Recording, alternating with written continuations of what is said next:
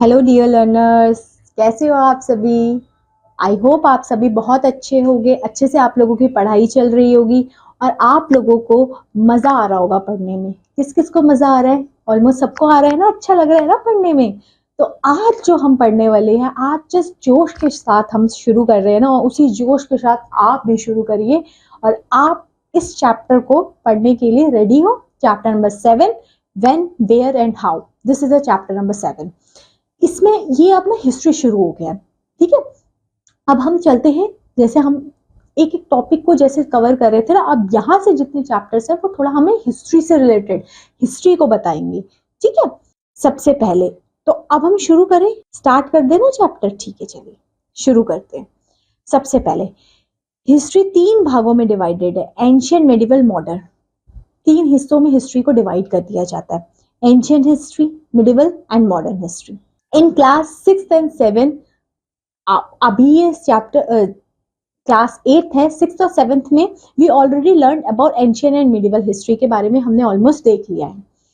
The death of Aurangzeb in 1970 is considered as a beginning of a modern period of India.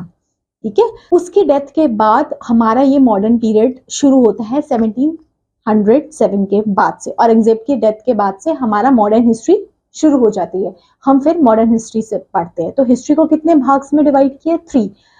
जो ancient और medieval है वो आपने पहले ही डिस्कस किया, अभी हम मॉडर्न हिस्ट्री को लेके चलेंगे। Modern period and overview. देखिए, मॉडर्न पीरियड का ओवरव्यू दिया है, क्या उस टाइम पे कैसे रहा, क्या रहा, कैसे रहा, वो हम देखते हैं।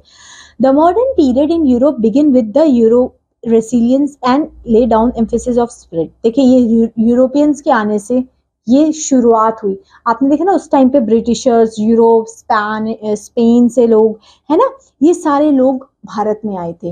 ये सारे लोग चाहते थे कि भारत को अपना वहां पे इंडस्ट्री सेटअप करना, ठीक है, वहां पे सारी चीजों को करना। ठीक है, in 1453 Turks to control overland trade routes. देखिए, टर्किश लोग भी आए थे 1453 में। वो लोग क्या कर रहे थे कि वो चाहते थे कि वो सारा ये सी रूट, और इंडिया में हर कोई उस टाइम में, इसलिए तो इंडिया को सोने की चिड़िया कहा जाता है, क्योंकि उस टाइम पे ना सब लोग चाहते थे कि कंट्रोल कर लें कैसे ना कैसे करके हम इंडिया को, और वहाँ की जितनी भी रिसोर्सेज है उसको हम अपनी कंट्रीज में लेके। इसलिए तो बाकी की कंट्रीज आज के टाइम पे आपको इतनी डेवलप दिख रही है। क्यों? क्योंकि उस टाइम पे वहां पे लोग क्या थे, उस टाइम पे वो लोग डेवलप नहीं थे, हम थे। बट वो अब वाइस वर्सा हो गया। ठीक है, the zeal of adventure initiate in the movement of कॉलरेसिडियन एनकरेज। देखिए, उस टाइम पे क्या है, बहुत सारी चीजें, सी रूट्स लोगों ने ढूंढे कि किस तरीके से हम अपना अपना एक्सपेंशन कर सकते हैं। स्पेनिश एंड पोर्चुगीज ट्रैवल्स आए थे इसमें, वास्को डिगामा से लेके और आपका कोलंबस से लेके सब लोग यहाँ पे, इनकी इनफैक्ट फोटोज भी यहाँ पे मेंशन की गई है। ठीक है, discovery of new sea routes. देखिए, मैंने बताया ना, डिफरेंट सी रूट्स का हुआ, ताकि हमारा किस तरीके से हम और ज्यादा पावरफुल बन पाए, है ना, हमारी पावर कैसे इंक्रीज हो, हमारा एरिया कैसे इंक्रीज हो। ये जितने भी जो ट्रेडर्स है ना, ये आते थे, वो इस हर जगह बस यही चाहते थे कि उनका शासन हो, उनका एरिया ज्यादा हो। जिनके पास एरिया ज्यादा होगा, जिनके पास ज्यादा लोग होंगे, उनकी ज्यादा पावर होगी। फिर हम देखते हैं इंडस्ट्रियल रेवोल्यूशन क्या है, इंडस्ट्री का रेवोल्यूशन क्या है। The term of industrial revolution used to describe the development of changes in rapidly. देखिए, इंडस्ट्री का डेवलपमेंट होना, हमारी हिस्ट्री में देखा है ना, धीरे धीरे करके इंडस्ट्रीज का डेवलपमेंट हुए। The industrial revolution is a main name given by the movement called the machine changes. देखिए, मशीन मैन्युफैक्चरर्स, ये सब के चेंज से, मेथड ऑफ आप मेथड को चेंज करने से, मशीनरी के चेंज करने से ये धीरे धीरे इंडस्ट्री डेवलप्ड हुई और इंडस्ट्री रेवोल्यूशन हुआ। मतलब इंडस्ट्री का ग्रोथ होना, इंडस्ट्री ग्रोथ होगी तो इकोनॉमी ग्रोथ होगी, इकोनॉमी ग्रोथ होगी तो हम एक डेवलप्ड नेशन के तौर पे उभर के आएंगे। From Britain, the industry revolution Britain से शुरू हुआ, यूएसए तक गया, धीरे धीरे करके पूरे वर्ल्ड में इंडस्ट्री रेवोल्यूशन फैला। Changes that led to revolution, क्या क्या चेंजेस रेवोल्यूशन लेके आए। ठीक है, the intervention of machine to do work. ठीक है, पहले लोग ना हाथ से काम करते थे, वो काम बहुत कम, बहुत टाइम लेता था। ठीक है, बट जैसे ही मशीन्स आई वो काम जल्दी होने लग गया, इतना मैन फोर्स नहीं लगा, इतनी मेहनत नहीं लगी। ठीक है, इसलिए वो मशीन से जो बनी हुई चीज वो सस्ती होती है as compare to the handmade things. आप देखते हो ना, कहते हो ये तो हैंडमेड है, इतनी महंगी होगी। क्यों? क्योंकि उसमें इतना एफर्ट, इतना टाइम लगा as compare to the machine से जो चीजें निकल के आ रही है। The use of steam and other kind of power. देखिए, पहले क्या एनिमल्स का यूज किया जाता था, ह्यूमंस का यूज किया, फिर धीरे धीरे ये सारी चीजें आई, ठीक है। इससे हमारी चीजें क्या हो गई, अच्छी हो गई, बेहतरीन हो गई, जल्दी काम होने लग गया, ये सारी चीजें। Modern period of India, modern period of India के बारे में हम देखते हैं। इसमें ना काफी चीजें जो आगे हम डेप्थ में क्लियर डिस्कस करेंगे। इसमें क्या है, एक एक पॉइंट्स में लिखा हुआ है। अब आप सोचो बैटर ऑफ प्लासी क्या है, बैटर ऑफ बक्सर क्या है, इसमें कुछ कुछ पॉइंट्स आएंगे। अभी आप सिर्फ इतना याद रख लेना, ऐसी कोई बैटल हुई थी इतने में। आगे चैप्टर्स में हम इसको इन डेप्थ में देखेंगे, ठीक है, क्योंकि इस चैप्टर में इन डेप्थ में वो चीजें नहीं है, तो हम उस टॉपिक को इन डेप्थ में इस चैप्टर में नहीं पढ़ेंगे। जब वो आगे वाले चैप्टर्स में आएगा ना, तो हम उस डेप्थ में चीजें पढ़ेंगे उस चीज को। आई होप इतना क्लियर होगा, ठीक है। देखिए औरंगजेब के बाद क्यों नहीं उनका शासन चल पाया, क्यों क्यों मुगल लास्ट था मिडिवल के टाइम पे, उसके बाद मॉडर्न एरा आ गया, तो क्यों औरंगजेब के बाद लीडर्स इतने हुए, क्योंकि औरंगजेब के बाद जितने भी लीडर्स आए वो इतने पावरफुल, इतने उनमें वो नहीं था कि वो अपने शासन को आगे लेके चल पाए, इसलिए उसके बाद डिक्लाइन हो गया मुगल शासन का, ठीक है।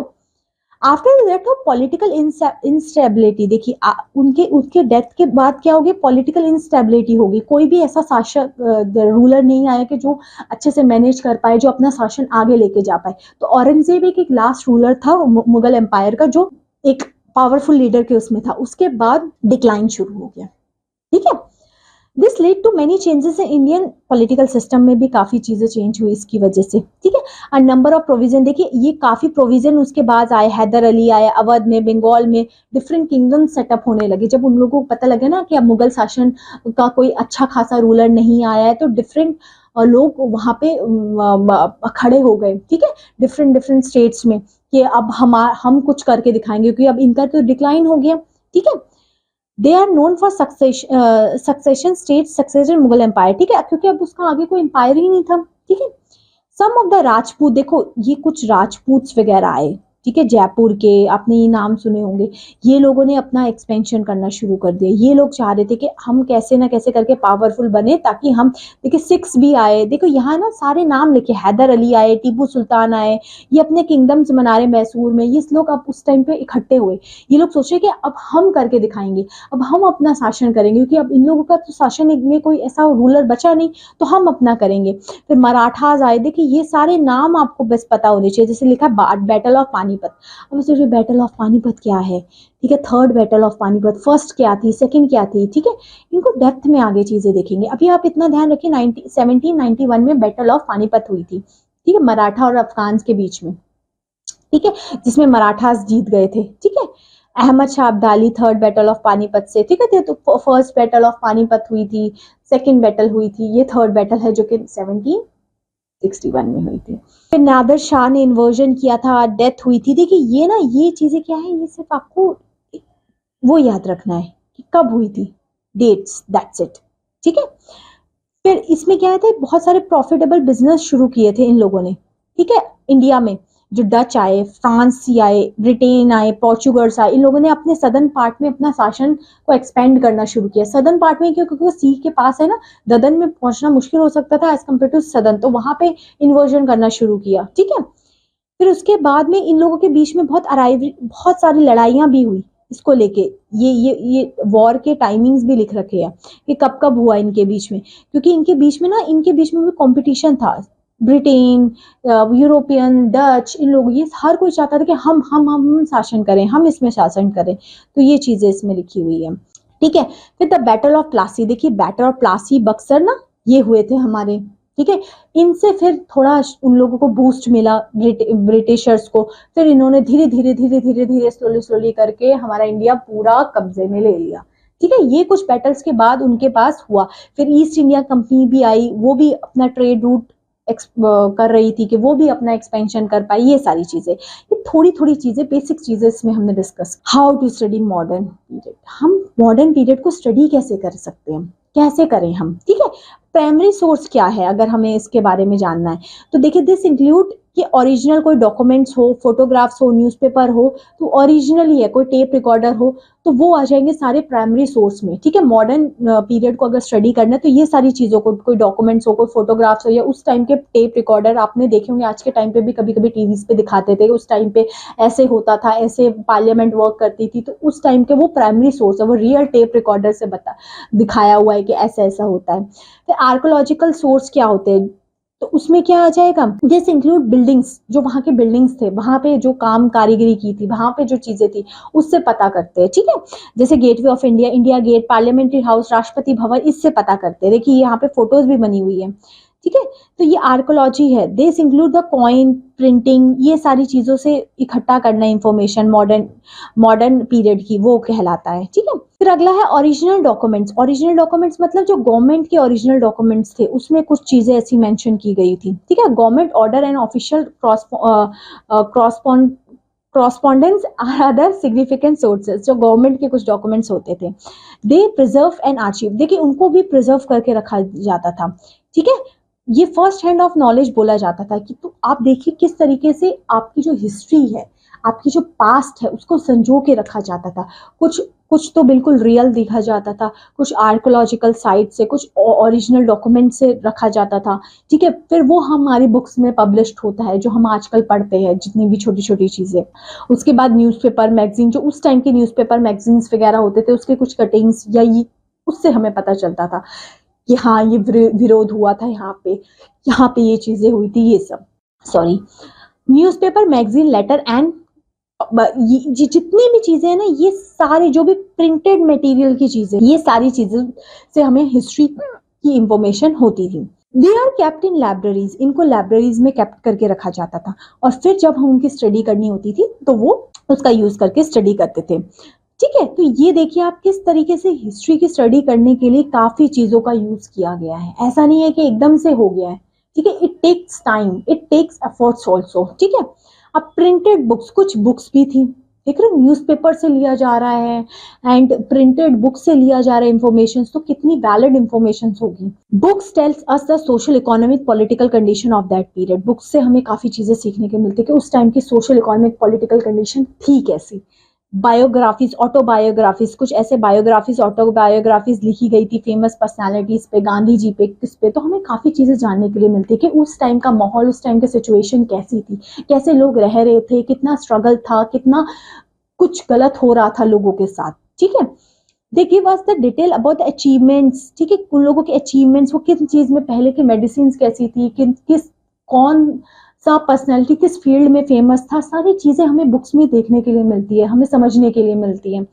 बायोग्राफीज एंड ऑटोबायोग्राफी अकाउंट, देखिए उन फेमस पर्सनैलिटीज की होती थी बायोग्राफीज, ऑटोबायोग्राफीज, जिससे हमें जानने के लिए, समझने के लिए मिलता था।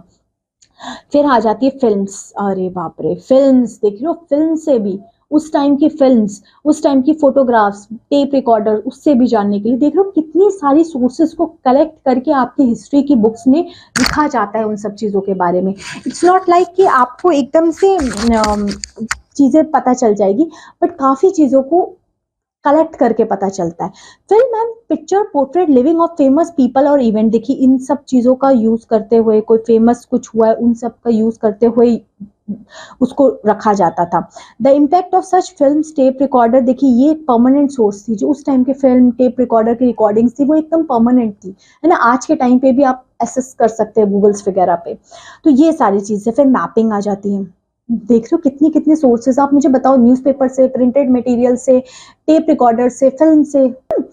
To make effective administration in India, British government various maps थे उसके, देखे इस तरीके से।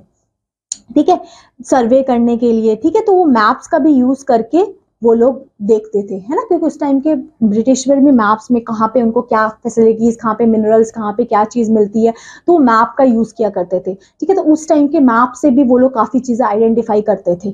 ठीक है, फिर सेकेंडरी सोर्स में क्या आ जाएगा, प्राइमरी सोर्स में देख रहे हो कितनी सारी चीजें आ गई, है ना, जिसमें डायरेक्ट एक इंफॉर्मेशन मिल रही है उसको, चाहे न्यूज़पेपर से मिले, चाहे टेप रिकॉर्डर से, चाहे फिल्म से, चाहे प्रिंटेड मटेरियल से, चाहे कोई बुक से, तो उसको प्राइमरी मिल रही है। अब सेकेंडरी में क्या होगा, this include reports, review, articles based on primary source, इसमें जो प्राइमरी सोर्स से ही जो आर्टिकल्स लिखे गए हैं, ठीक है, उससे मिल रही है। ठीक है, कोई आर्टिकल्स उस टाइम पब्लिश्ड हुआ था या कोई रिव्यू किसी ने दिया है तो उस तरीके से। ठीक है, ये उस टाइम का देखो 18 सेंचुरी का पूरा मैप है इंडिया का।